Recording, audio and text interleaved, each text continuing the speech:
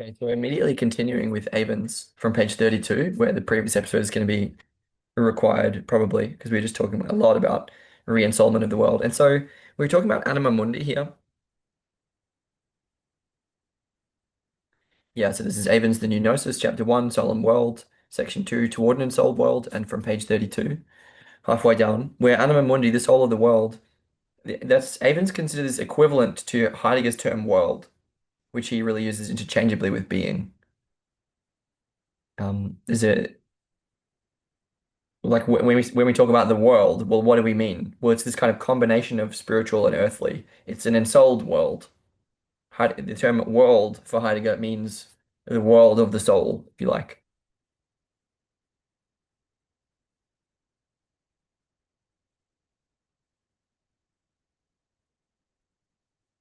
So for Heidegger, there's a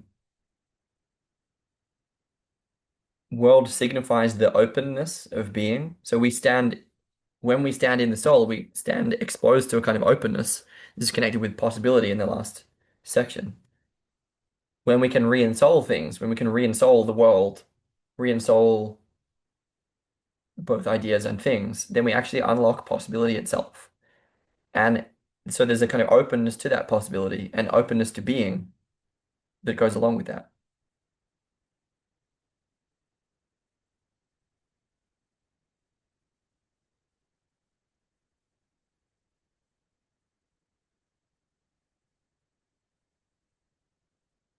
So Heidegger thinks about this as he says, man stands exposed to the openness of being, which to the openness which is being itself. So that being is a kind of openness, and that has projected the essence of man into care.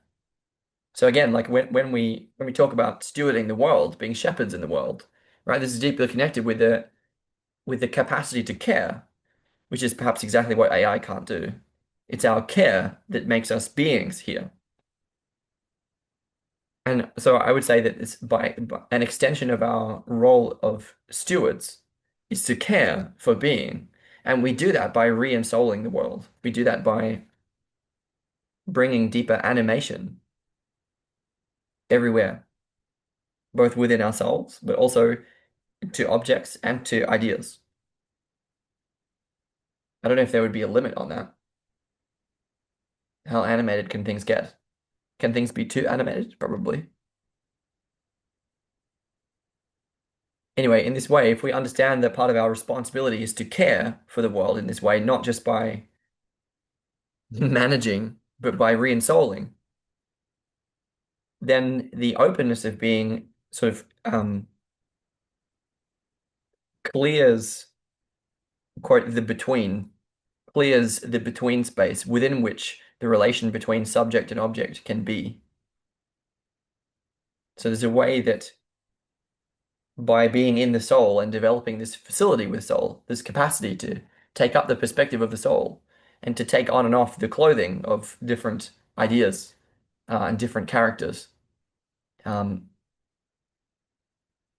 that we actually there's this sort of there's a process where that's actually clearing a certain space,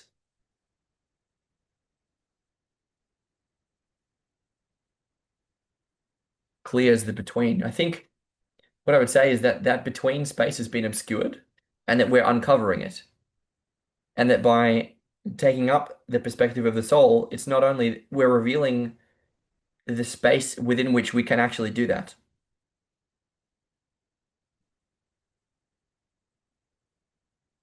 Clearing as a metaphor is also connected with more awareness, more illumination.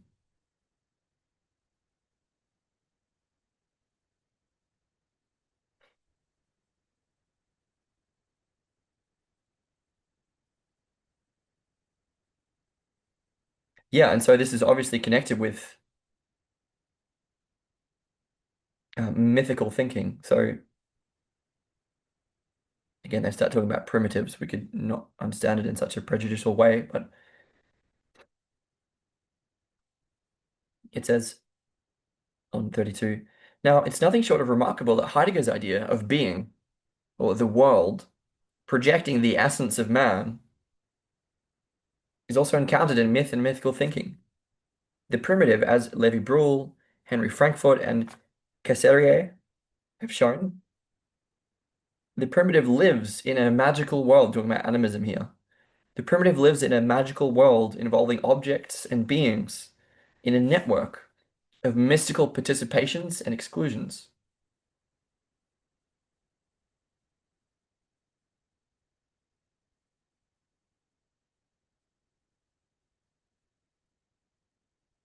The prevalent view today is that the figures of myth are creations of a psychic energy or mana, which is present in all things.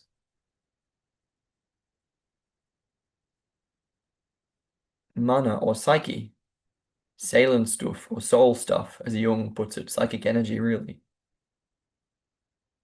is not the epitome of all that is subjective and subject to the will. It is something objective, something self-subsistent and living its own life.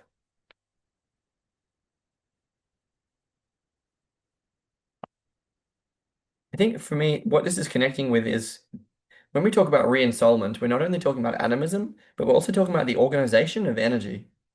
And mana is essentially the function of a shaman is to sort of to gather energy into one person and into one space.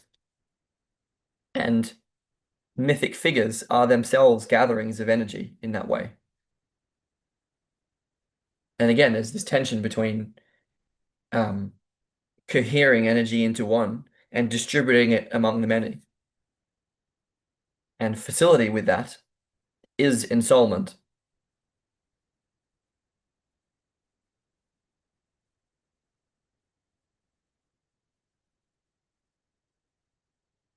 Facility with that is ensoulment. So it's when we have ideas that are reified into things, it's bringing them down into the many, into the world, but it's also taking the multiplicity and bringing them up into gathering, so that everything has a home here in the world, so that everything has a home in the world. That's what it means to make a world ensouled, is to facilitate.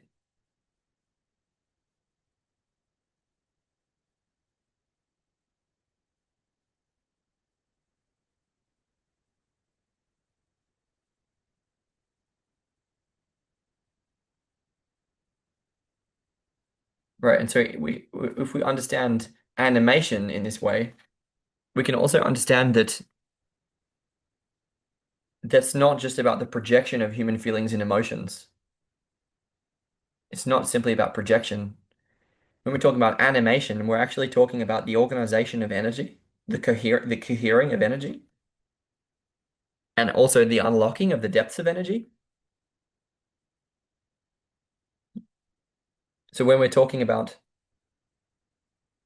animation, animism, to animate, we're also talking about aliveness, we're talking about soul, and we also get to talk about personification. So we actually get to become more of a person in this way. So I would connect this with the stuff from Viveki episodes. This is after Socrates episodes, I think 6, 7, and 8, maybe and 9 as well, on the dialogical self and parts work, also ally work by extension, where the soul can be understood as a divine double, equivalent to the Socratic daemon. And by creating these generative relationships with divine doubles, or you could say spiritual allies, it's essentially the same language now. We unlock a capacity within ourselves to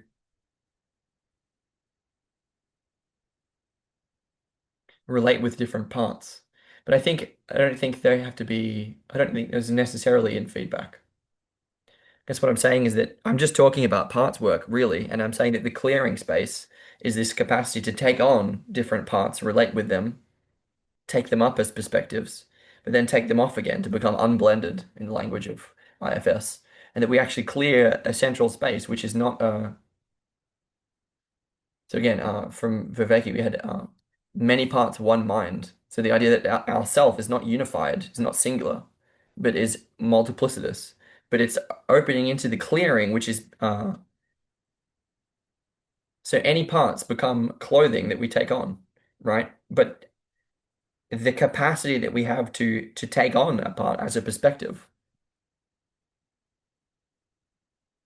is before is like the body. It's like it's actually the body of the soul as the body of the psyche. That's interesting. I won't go on about that, but I'm saying that that reveals deeper aspects of our personhood. It's a kind of through line. It's like, yeah, it's I think we could call that the eidos, I think. The structural functional through line. It's like by d building our facility, our capacity to take on these different parts and take them off again. And by the way, also do that with things. So to reveal the different aspects of things and the different aspects of ideas, we're also revealing the different aspects of our own soul and the different aspects of the world soul, by the way. We're actually, well,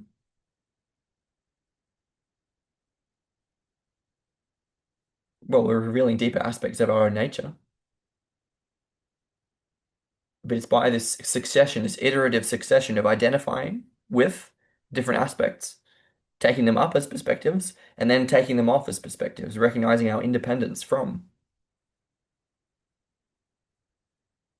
All of that should be unlocking deeper depths of aliveness and vitality, which is what we mean by reanimating, re-ensouling. It doesn't have to do with just projection.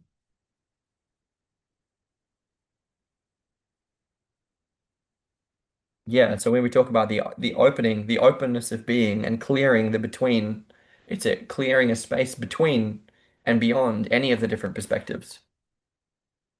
And it's that open space that I think is home.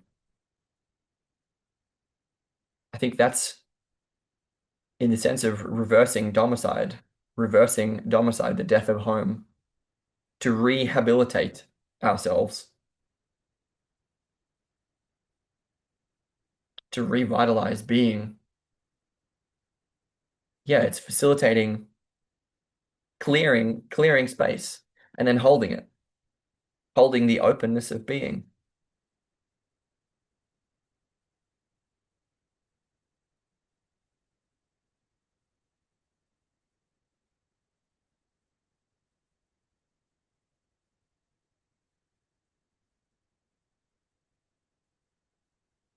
Yeah, and so it's Avens is going on here about the that it's not projection that is involved in this animistic or more deeply personifying way of thinking. It's not that we simply project, meaning throw out characters or beings or creatures of myth and religion. We don't just invent them. They happen to us. They occur to us. They present themselves as existing prior to any of our efforts. Um, we can even see that in terms of the people in the world. Imagine that we're in a community. Well, the people who are here, who are alive, we didn't make those people happen. They're here. So you could say that those people are happening to us in a way.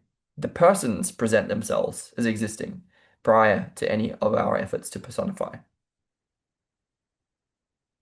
You can also talk about that in terms of the aspects of the soul, the different aspects of our soul. They simply present themselves in a certain way. It's not exactly that we create them. So an entire day just passed, and I've tried to indicate that by mildly changing my appearance. I learned a lot in this day. I'm going to try and show you by um, reflecting on some notes that I have just written after watching what I was saying, and I'm going to try and attempt to keep going. Let's see how I do. Firstly, yeah, so we're still doing in the same place. So it's Robert Avens, the new Gnosis, Chapter 1, Soul and World, Section 2, Toward an Ensouled World, and it's still on page 32 and 3. And I was looking at the Heideggerian stuff, and so a couple of things. First of all, I think the logos is the organizing principle of eros, philia, and agapic forms. Sorry, erotic, filial, and agapic forms of love. Eros, philia, and agape. I'm not going to go into that here. I'm simply stating that that's the case. So eros is a kind of organizing through line of different aspects of love, I could say. And I feel that when we speak with the logos, there's a kind of alignment between the soul and God.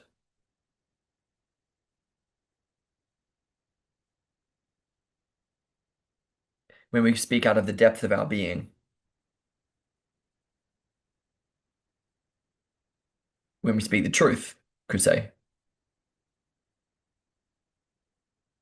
So a kind of alignment between soul and God in a way that actually brings the soul into deeper alignment with God. And I think that we experience that in a way, like I'm saying when we speak with the logos, which is an alignment between soul and God, we speak in a way that organizes and expresses love.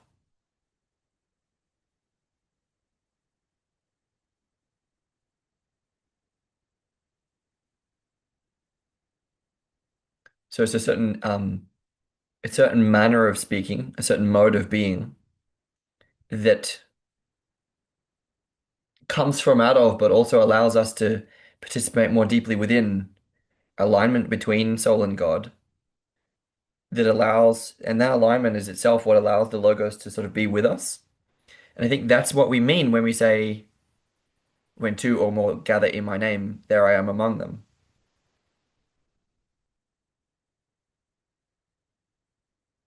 Out of this I thou relation, perfect alignment between soul and God is or comes logos. When two or more gather in my name, there I am among them. I'm saying that that way, that as a way of being, that is what ensouls the world. This is what Heidegger would mean by the worldhood of the world. That's what makes the world a world, ensouling.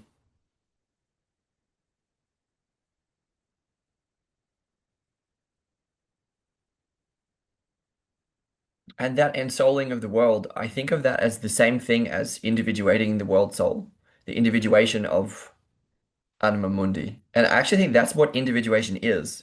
That's what I mean. I guess it's my main point about Jung is that if we take the later Jung and his orientation towards synchronicity and the world, and the collective, and it's not so, the word individuation is misleading.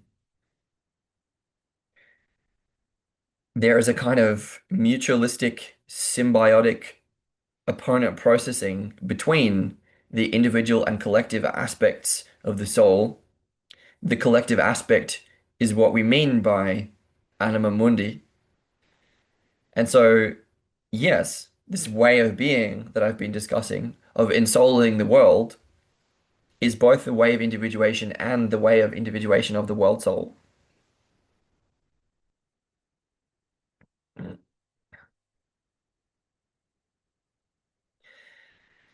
And when I say that, what I mean is, like, what do I mean by individuation of the world soul? Well, the soul, both in individual and collective aspects, has earthly, human, and spiritual or heavenly dimensions. These are dimensions of the soul, split into three, the tripartite nature of the soul, within the individual and within the collective. And when we live, and also when we live in such a way so as to ensoul the world, well then there is a cohering and differentiating, both of which together are complexifying. That's what complexification is. But I think I would say there's a complexification and simplification dynamic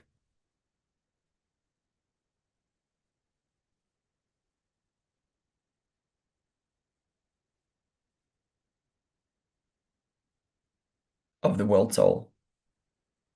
So when we live in such a way so as to ensoul the world, when we speak the logos,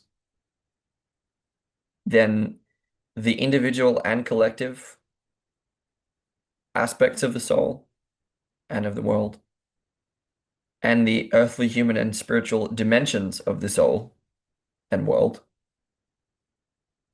ensouled world, are able to cohere and differentiate.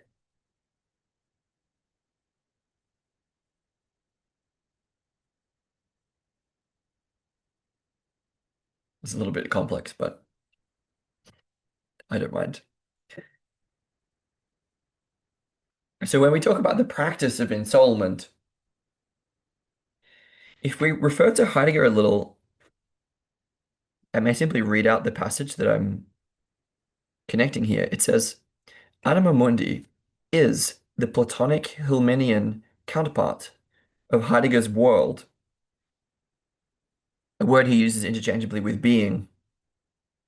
World does not in any way signify the earthly being in contrast to the spiritual. World does not signify a being at all, and no realm of beings, but the openness of being. Man stands exposed to the openness, which is being itself, that has projected the essence of man into care. Man is in the openness of being. Man is in the openness of being. This open only clears the between within which the relation between subject and object can be. So what am I deriving from this in terms of this re-ensoulment of the world that I'm speaking of? I'm saying that as a way of life, it actually unveils, in the sense of unconcealment, it unconceals or unveils a deeper sense of existential awareness. We become more deeply and more reliably aware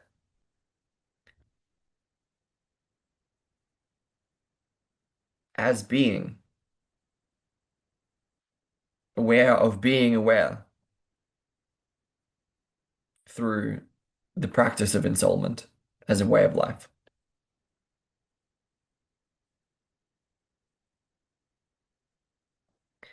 And I'm saying that that is also at the same time, that's what Heidegger means by clearing this between space.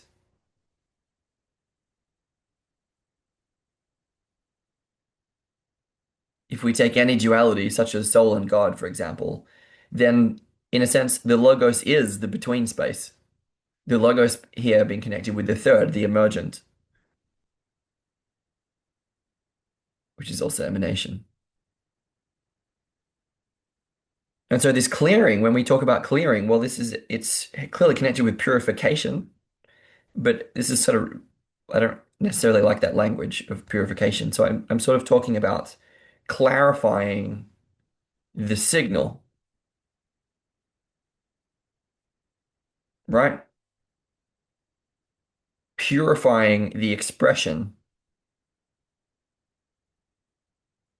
by both evoking the logos, or you could just say presence in Christ. I mean, maybe this is obvious to everyone already. I don't know. Not obvious to me. I'm just working it out. And so what I can see there is that ensoulment as a way of life is deeply intertwined with the unconcealing of awareness itself.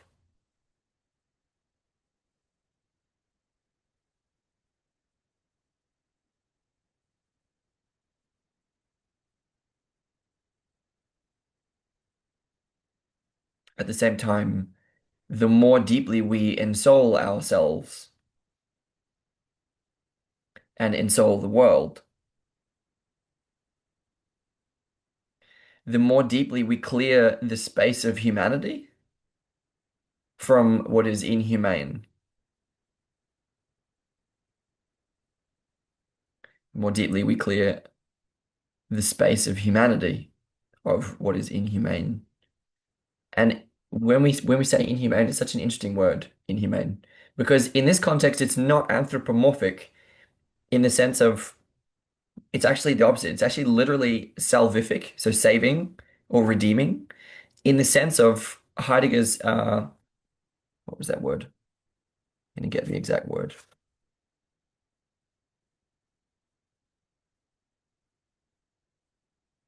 Retten, German retten. So to set it free to be what it is, saving something into itself. It's rehumanizing, redeeming.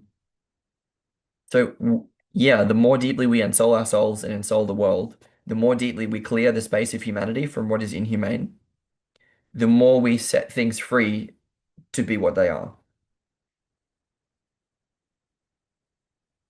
including ourselves. By the way, that's the same as the completion of their alchemical and scientific dreams. This myth that they're of realizing the purpose inherent within matter, that there's something about matter that we are yet to realize.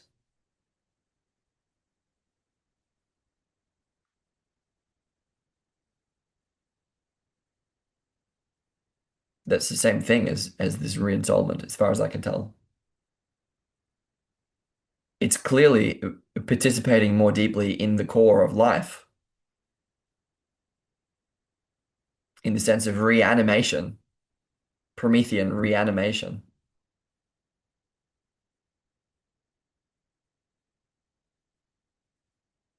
Like, I mean, come on, participatory knowing, like this is what we're talking about. It's re-ensoulment.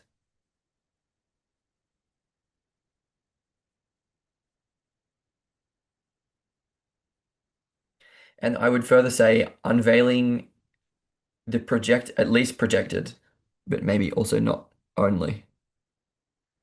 Unveiling the projected essence of humankind as care itself.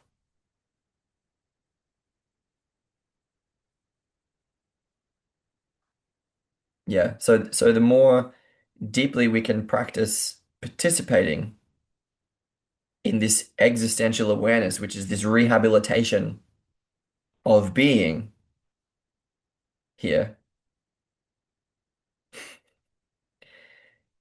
the more we unveil, it's also unveiling humanity and humanness. That's what I'm saying, is that it's about care for being. It's about being in an absolute sense, but it's also about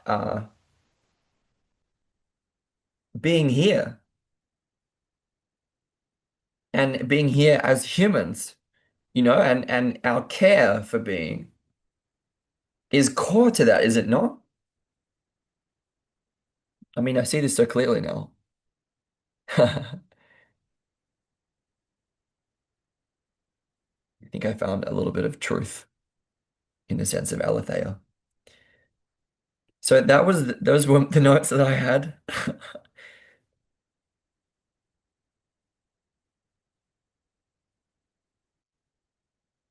I'm now going to attempt to keep going. So we're on 33. Yeah, we've been talking about re-ensoulment.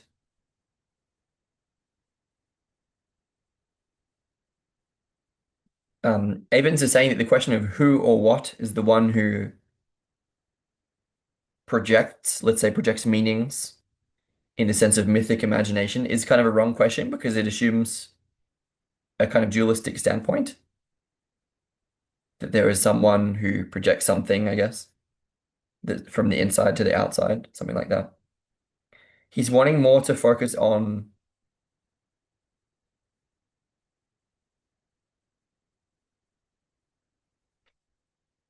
the where. It's not so much a who question, it's a where question. What is the locus of this happening? For Heidegger, this where is Erinus, Erinus. I'm not sure how to pronounce that. Eragnus. I really don't know. Anyway, this where question. Where is this happening? It's not the I,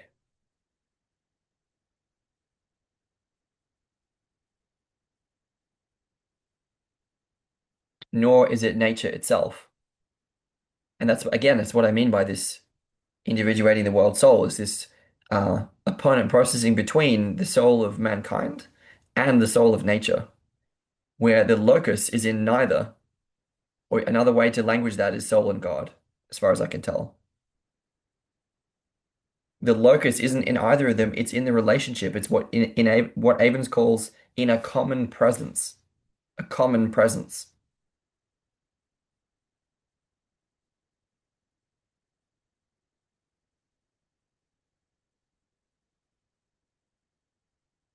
So the where, when we talk about where is a place question. But here we can see that the who question and the where question are actually the same question,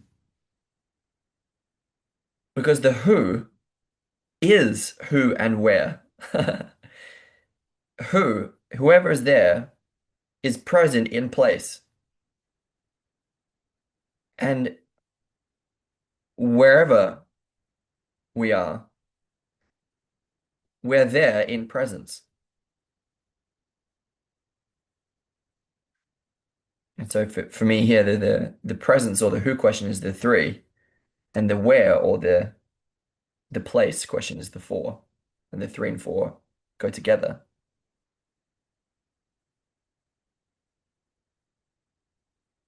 via re-ensoulment, where re-ensoulment is this deep re-enmeshment, re-entangling, but it's also the evoking of the shared um, network of aliveness and awareness that is between what we call self and world, or presence and place. And when we can see, when we have this phrase, the common presence, it's not the locus of this happening is not in the I and it's not in nature, it's in this common presence. This is connected with the commons, as in the tragedy of the commons. So when we say common presence, well, our sense for this shared awareness that we have not only within the parts of ourselves, not only within people interpersonally, but actually shared awareness with the world.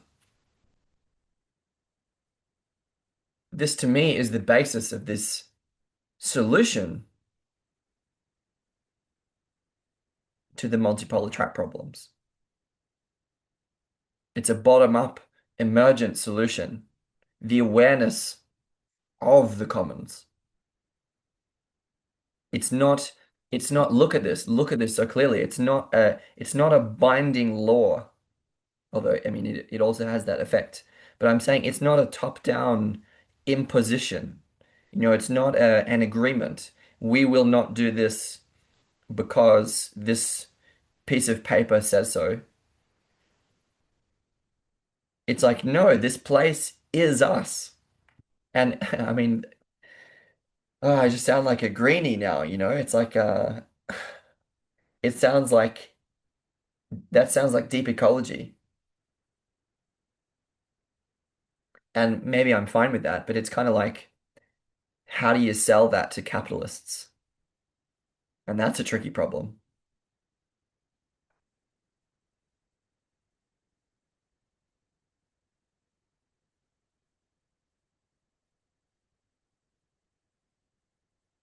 I think I don't have to solve everything right here. I think I can simply say we're talking about a cultural response to the reality of the problem of the multipolar trap, game theory, tragedy of the commons stuff.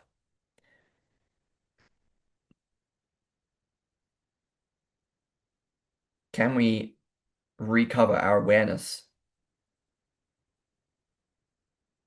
as that which we sense that we ought to be protecting? Because it's our disconnection, it's our numbness from that extension of the soul that is behind what is ultimately a self-destructive process, where it's a cancerous process in the sense that cancer is a breakdown of the signaling. Anyway, but I digress. I finally get to page 34 here, and I need to reorient myself. Yeah, so I will attempt to keep going here. I'm drawing, you can see I'm drawing an awful lot out of these little pages that aren't so little. And so the next passage simply returns a little to Heidegger. It talks about Heidegger's being or Dasein, again, as this between. It's neither subject nor object. This is why phenomenology is not simply about our subjective sense of things. It's about this space of betweenness. Avens invokes metaxu, which is from I forget the man's name right at the second. I'll think of it in a minute. But yeah, Dasein, this existential awareness of being here, it's not subjective and it's not objective. It's not mind and it's not matter. It's not ideas and it's not things. It's this phenomenological equivalent of what Jung calls esse and anima. It's a third reality. It's this soul space. The ensouled world is between ideas and things. It's between subject and object. It's a principle of relationship or betweenness, holding together heaven and earth, and I would say allowing them to participate in each other. I mean, you can see why John recommended this text.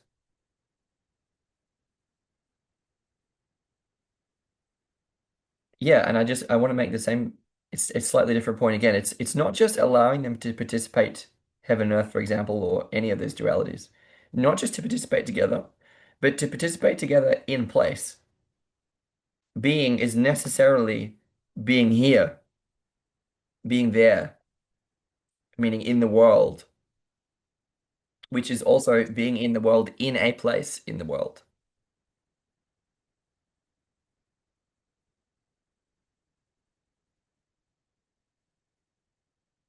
And because what allows us to see that is that this, what Jung talks about as the soul, this between space, which we also talked about there's a relationship there between. Look, one of the reasons that this is tricky is because we can take the soul as that which is in between. But earlier I was also taking the soul as one side or one half of a dual I-thou relationship between soul and God, in which case I would argue that the logos is that which coheres in the between space. So the thing is, again, that's why that's why having something a little bit more abstract and what I feel is quite reductive can be helpful. It's not sufficient. But yeah, any two and any three. And so what the text is saying here is that that soul, that betweenness in this context, is also Eros, who, quote, the mighty daemon, who, far from being a merely human attitude, is a metaphysical factor in all nature. The miracle in the center of being, the miracle in the center of being, preserving the universe from dissolution into a deadly mass.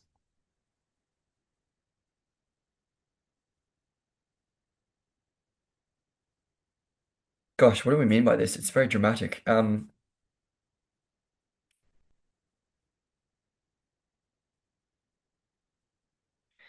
What he's talking about is actually the extension of the soul. Again, we're talking about this the extra human or extra personal dimensions of the soul that we do not exhaust the limits of soul in our being. We do not find the edges of Eros. The idea is that Eros is actually that which is holding the universe together. We see this kind of story in Mark Gaffney and Ken Wilber and Zach Stein, their cosmo-erotic humanism. This idea that the universe is stories are built into the foundation, and moreover, the attraction. For example, the attractive forces between atomic particles. This is Eros, a metaphysical factor in all nature. The miracle of being, the miracle in the center of being, preserving the universe from dissolution, entropy. And that's why I can't quite believe scientific story that everything will dissipate into entropy in the end, because I don't think it properly accounts for eros.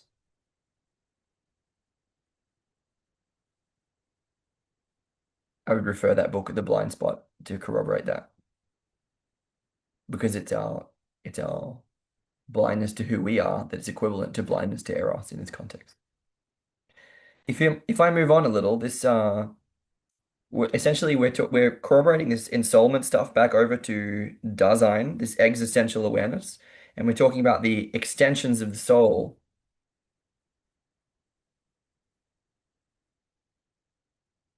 the awareness of which we can become aware as the extended soul,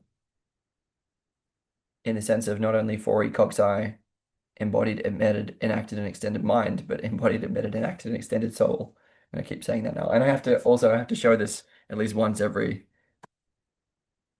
uh I guess it's an episode, but I'm still a little uncomfortable with that kind of language too. Heidegger said that this essay in Anima, the soul, like Dasein, is self-exceeding. It goes beyond itself. This is what we mean by ecstatic. Um, this to me this is one of the deepest connections between the soul and the symbol, where John was also describing part of the function of symbols is their ecstatic function, meaning allowing us to self-exceed, allowing us to tr do this what do you call it? Transformative transframing. Like wow. It's this function of stepping beyond ourselves, right? Stepping out of a certain framing and looking back. Look, if I do the and then looking at the frame that we've been using in well, Vivekianism anyway. And that means that soul does not belong to man, as Avens is saying. It infinitely surpasses man.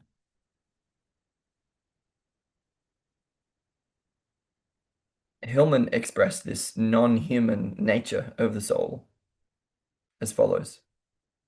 Man exists in the midst of psyche. Therefore, soul is not confined by man, and there is much of psyche that extends beyond the nature of man. The soul has inhuman reaches. The soul has inhuman reaches.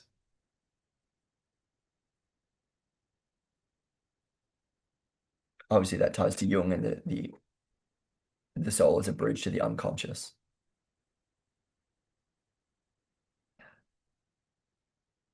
For Heidegger, this is about the relationship between subject and object in the sense of that Dasein is the being of the between of subject and object.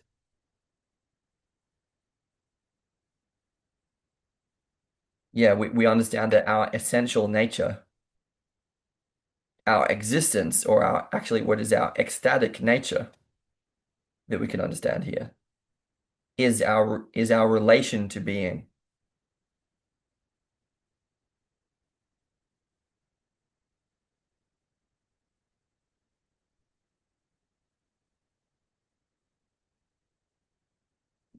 That's interesting. It says the question concerning man's nature is not a question about man.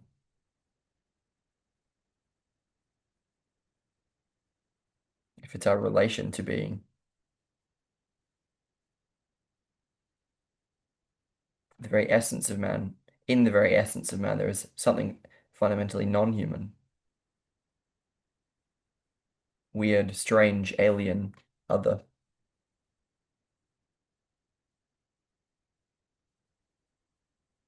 I won't go into that theme at the moment.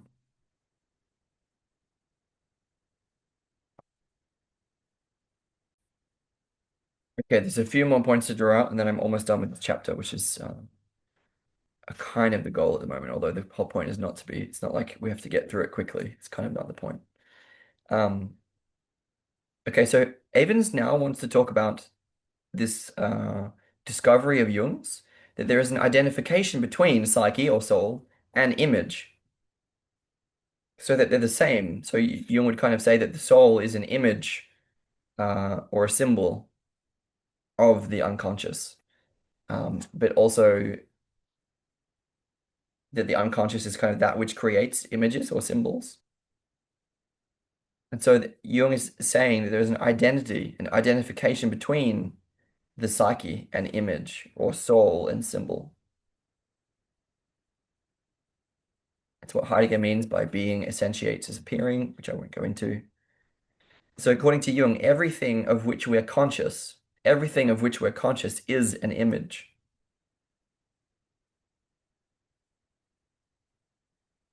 Image is psyche.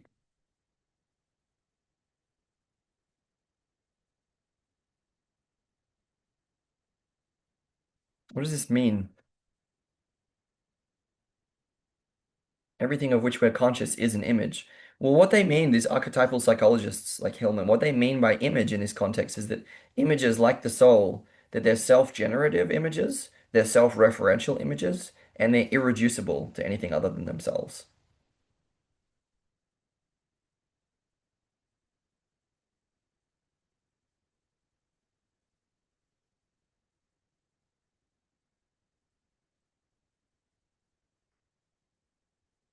So there's a way that they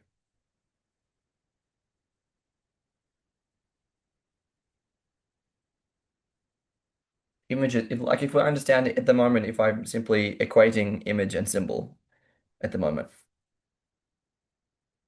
So symbols have these properties. So when we say everything of which we're conscious is an image, or let me substitute everything that we're conscious, everything of which we're conscious is a symbol. Well, what do we mean by that? Well, what I mean by that is that the whole point of the soul, of the psyche, and of images, of symbols, everything, the whole point of everything that we're conscious of is that we participate in them.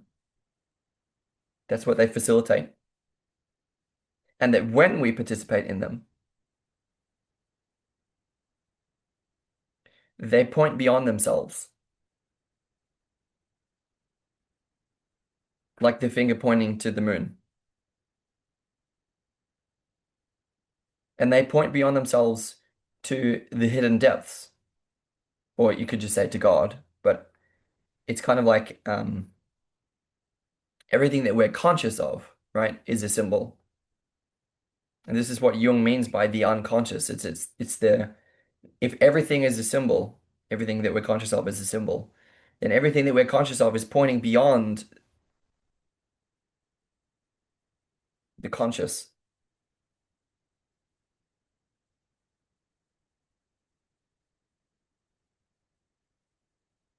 And I would say that that's actually what gives them meaning. That's what actually gives the images of this world, the symbols of this world, meaning because they point beyond themselves. In a sense, that's their purpose, is it not? That's their significance.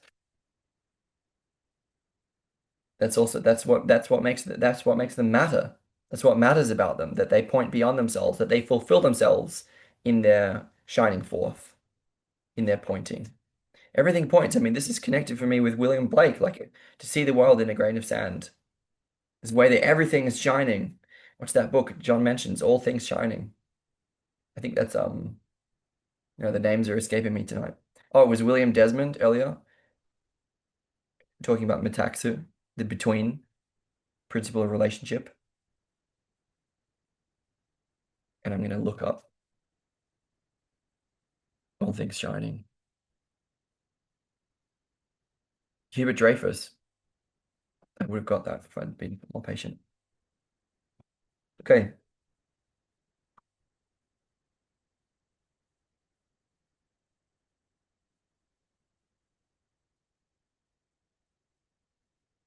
So by these symbols or images,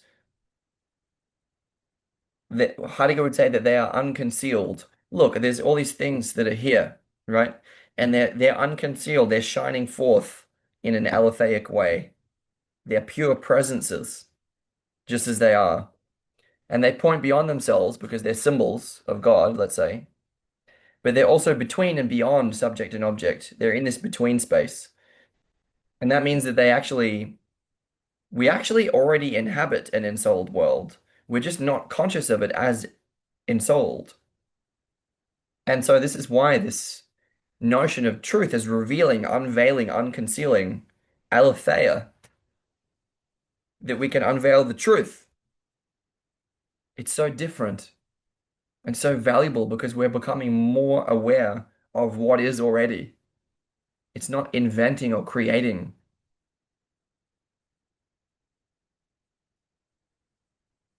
It's like that we can perceive something as an object, as a thing, as a discrete entity. That makes it a symbol.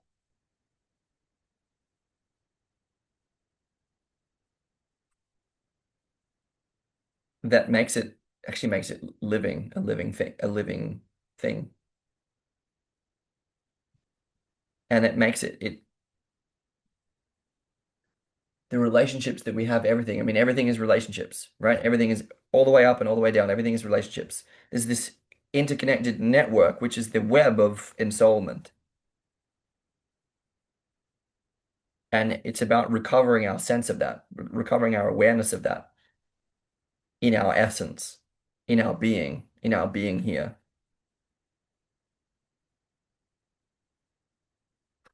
Anyway, finally moving to 36. I'm just gonna orient to that.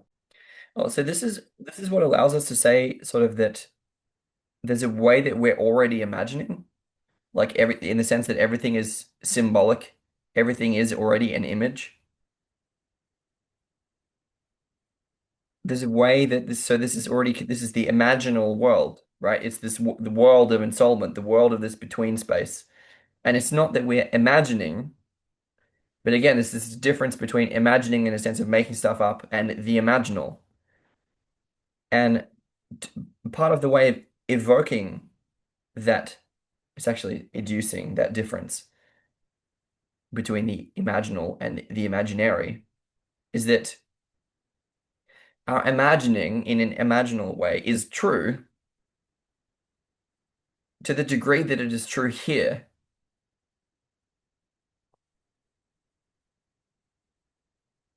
in this place,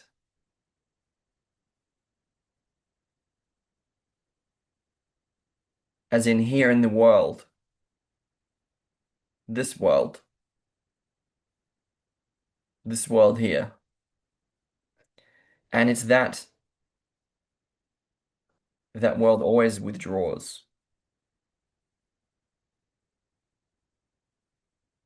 It hides itself underground, the underground. It hides itself as the ground. That's so interesting. Okay. Again, so if we're talking here about this, we're talking about an imaginal kind of truth, which is that this deep connection between an imaginal way of experiencing the world and its old way of being. There's a deep connection between that and reality. So whereas imagination is taking us away from reality into just making it up, we're talking about a way of being present. This is a aletheic unveiling, unconcealing of this network of ensouled relationships that reveal the world as such, and that brings us deeper into presence in place, deeper into being here, deeper into participating in life. It's also what he calls a kind of imaginative truth. So this is the connection here between the image and the imaginal and truth itself. So it's actually the opposite of imagination in the sense of going away from reality. It's that by gaining this facility with the imaginal, with images, with symbols, with a symbolic way of seeing and being in the world, that it's not just that truth is revealed, it's that truth is both revealed and concealed at the same time. That's what we mean by aletheia, right? That there's a kind of fountaining is the symbol or metaphor for this. And part of it is going up and part of it is falling back down. We're revealing the truth and we're concealing that which we're forgetting right now at the same time. And that's what allows Avens connects this over to the notion of beauty in the sense of this imaginative truth, which is both revealing and concealing. Well, beauty is like that as well. He says, beauty must not be perfect if it is to be enjoyed. Beauty is very much not the smoothness of only revealing or only concealing, but has both aspects in religio, proper proportion, right balance. Balzac said that the artist is continually at work on the one masterpiece that is never created.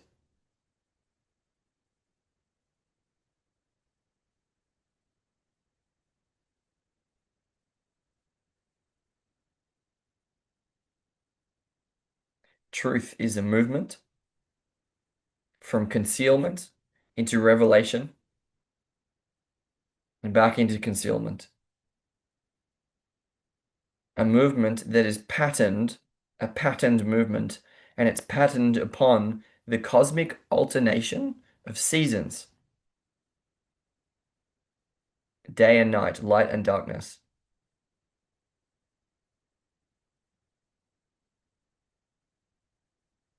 concealment and unconcealment. Truth is a cyclical or rhythmic process of, again, this is, I would connect this back with the soul work, right? Which is, again, this taking on the clothing of the soul and then taking it off. There's a kind of cycling, which involves taking up a perspective and then reflecting on that perspective. Taking up a certain part and then reflecting on that part, for example. Alternation. And he's saying that this is patterned upon the cosmic alternation. This deep connection between this cyclical or rhythmic process within us is modeled on the cyclical or rhythmic process within nature, because there is this deep embeddedness and bond in the sense that we're evolved out of nature, we're emergent from out of it. So it's patterned upon the truth that is a movement of concealment into revelation and back into concealment is patterned upon this cosmic alternation of seasons of day and night and light and darkness. This is what he means when he says imaginal truth is essentially Ouroboros. There's a kind of looping process.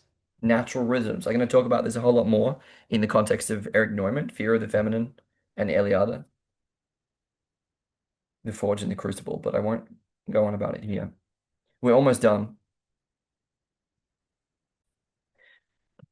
There's slightly more about this theme of the difference between just mere imagination and the imaginal. And so it's a kind of a true imagination versus false imagination or fantasy, in a sense.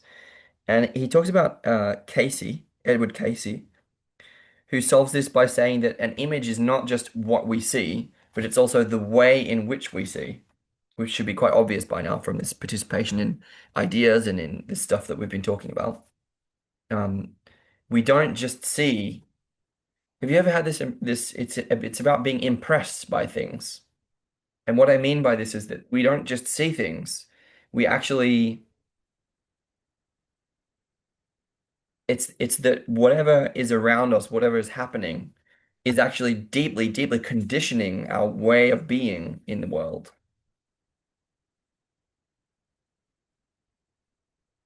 Do you know what I mean? It's very hard to get this across. It's kind of like there's a way that when this mug is here with me, it's the optionality which is built into my relationship with it that I can have some tea. It's all finished, so I can't. Is built into my being here. So I'm not just seeing it, I'm actually seeing by means of it, I'm actually being one who can't have tea anymore, which is disappointing.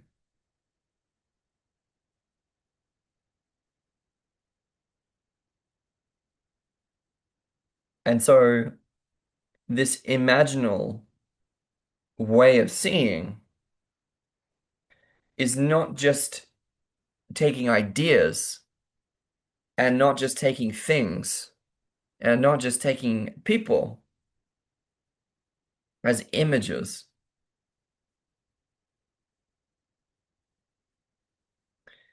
but is actually uncovering, remembering a way to be in the world with more sensitivity, with more grace, I would say, by being through that which we are, that which is around us. Because again, it's that which we are because it's not outside of us anymore. It's actually we understand that we are that which we're around. In the sense of that you are what you eat. It's it's not just that you are what you eat, it's that you are where you are. That's actually you.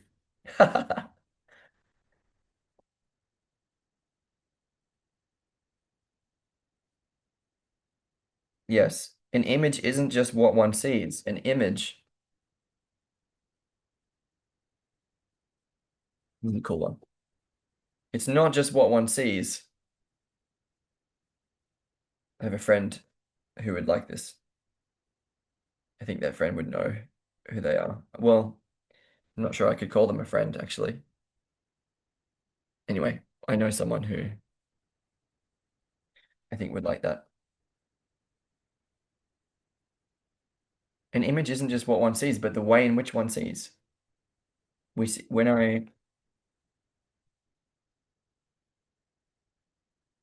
I mean by that? Oh, the connection I wanted to draw is that actually embeds us into place deeply. So it's like when we understand that we're actually um, sort of extending our awareness through that which we see all the time, then there's really no, well, this is what I would, that's what inhabitation mean. To inhabit a place is to build out this deepening of the network of relationships with and through the objects, things, people that we surround ourselves with, the place. This is embeddedness, embedding ourselves in place. That's what we mean by the re-ensoulment of the world, the rehabilitation, again, in the sense of reversing domicide. Seeing through things, allowing these images, these symbols to um, modify our comportment, allowing things to impress themselves upon us in such a way that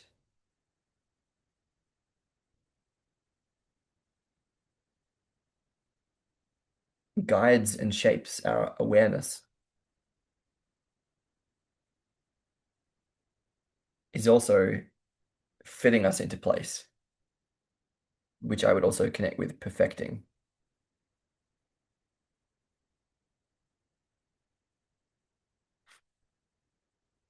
in the sense of being well fitted, fit, fittedness, fitted in place. Again, this is the agent arena. That's niche construction.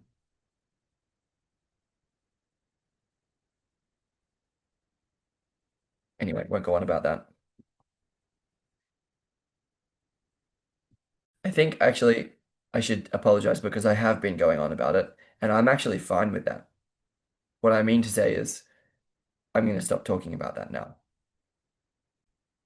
Wow, check this out. We then get some cool references. We follow William Blake, who is, sorry, following William Blake, who's saying um, the imagination is the human existence itself.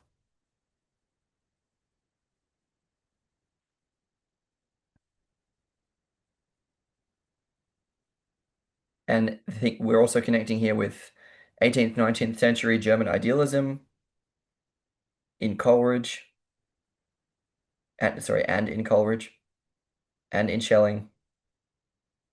Spirit is invisible nature, and nature is visible spirit. But the thing is here that we actually get to connect this with this is embedded down into science now,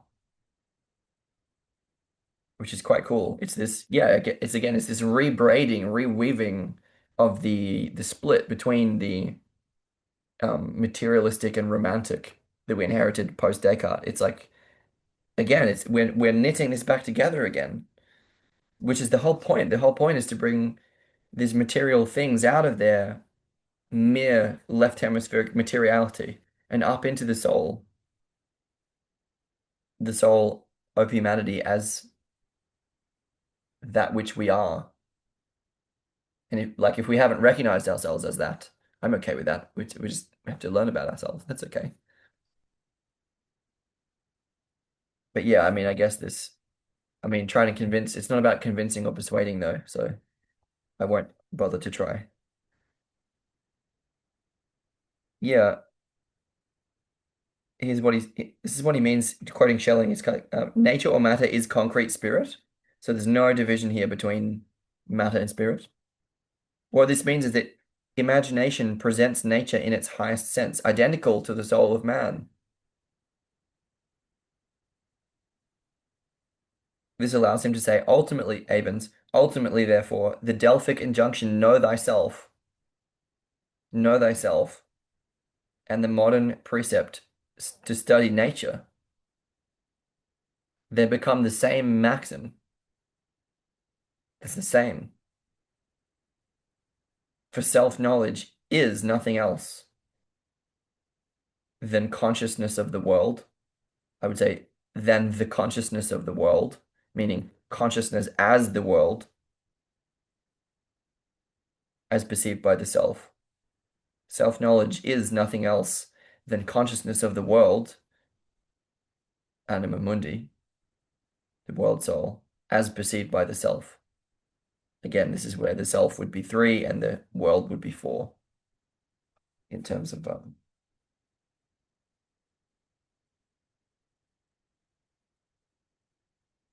last paragraph. Yeah, this means that there's a kind of agreement of the ideas in the mind with the laws or ideas in nature. This is a kind of metaphysical biomimicry. That's fascinating. It's a deep correspondence between the nature of humanity and the nature of nature. Know thyself and study nature become the same maxim. Metaphysical biomimicry.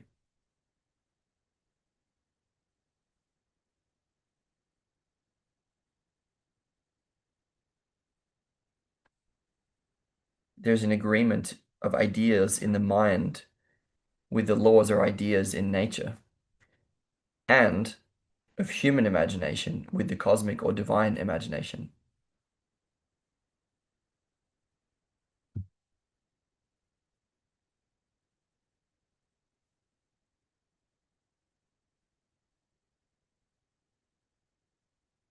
To me, that's so. I find that so deeply inspiring because is the imagination is it in some way not the furthest outreaches of our being? I mean, I'm thinking of the whole tradition of science fiction and Greek theater in the sense of expressiveness and the imagination that goes along with humanity. What this is saying is that there's a we can actually discover further reaches of imagination than we thought. In the sense that the dreams that we have, they're always grounded still in reality, right? We sort of dream in a mythical way, in a strange way, but still about variations on sort of real things, in a sense. Like maybe we dream that we're flying. Well, flying is something that can happen. You know, we can't dream of things that we haven't conceived of because we haven't conceived of them. But what this is essentially saying is that what I understand this to be saying, certainly what I'm saying, is that as we deepen this awareness that the study of nature and the study of the know thyself are the same, that we're actually unlocking deeper reaches of our own imagination.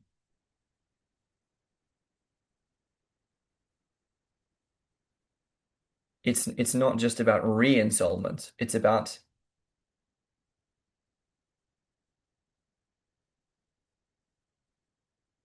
just about it's not the pre-trance fallacy. It's not just about getting back to a state of soul that we've lost. It's about discovering what's possible. Again, that's connected with the possibility, with the openness of being. Because who knows? To me, that's one of the most inspiring and exciting parts. Avens says what we get here is a kind of universal ecology, extended ecology. Everything in the cosmos interconnects with its immediate surroundings. Everything in the cosmos interconnects with its immediate surroundings. And these surroundings with wider environs until the world, the solar system, and more are included. This is the re-ensoulment of the world. And it's yeah, it's not just of the world at that point. It's a kind of fractal ensoulment. Again, Indra's net.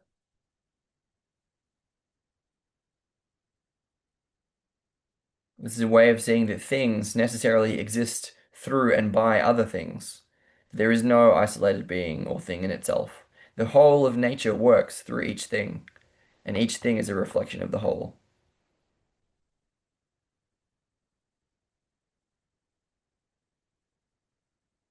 The whole of nature is experienced, as in William Blake, through, quote, that joyful scrutiny of detail, that intimacy of each with each, such as lovers know. Well, to me, that kind of spoiled it because it's a little bit too romantic for me. But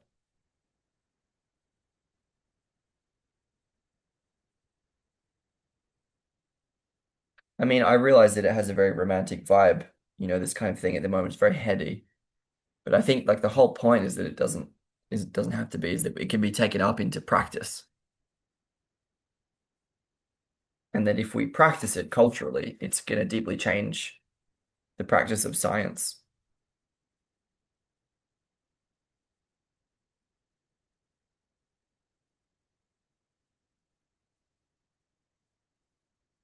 It's a different, it's not exactly a materialist metaphysic that we're dealing with here. So reality is in quite a different place.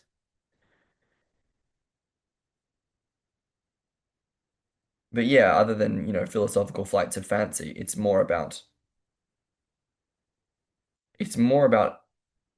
realizing how deeply embedded we can be,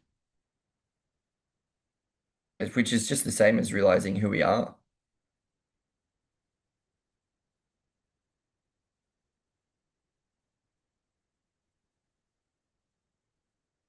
And I do think of that as participating more deeply in reality.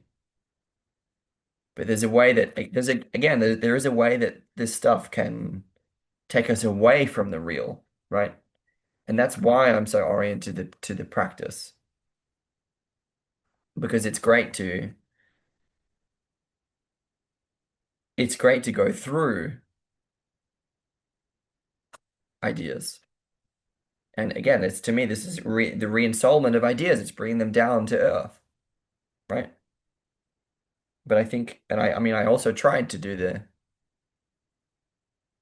the other way, but so I think there is valuable work going on here. But I think, yeah, in groups and in the context of some practice, and when we can connect this over to scientific practice a little bit more obviously. I mean, Viveki's pointed to that in terms of relevance realization all along the way. So I don't ever know exactly. That's not my job, you know, but I'm at least trying to indicate that there is a very real reality here that I feel committed to that.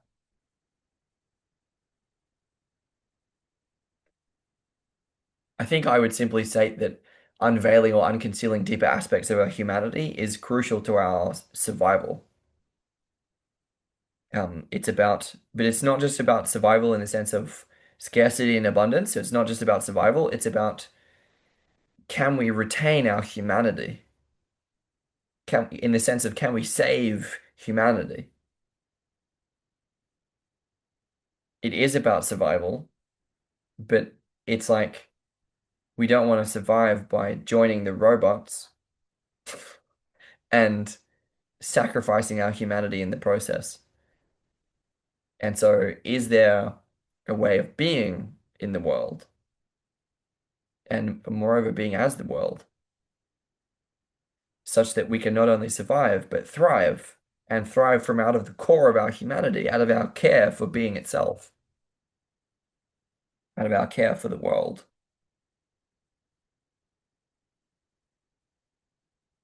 If that's not real, and if that can't be taken as an indicator of reality, then I don't know what reality is.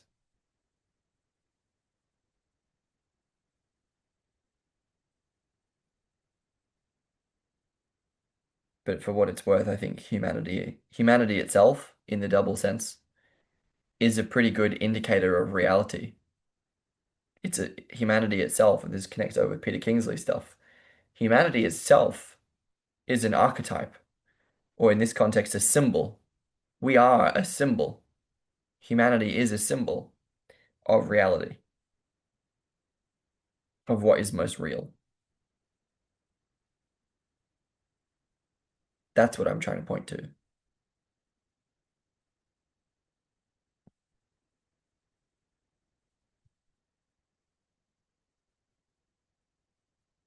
Well, that was the second part of chapter one in Robert Avens' The New Gnosis, Heidegger, Hillman, and Angels toward an ensouled world.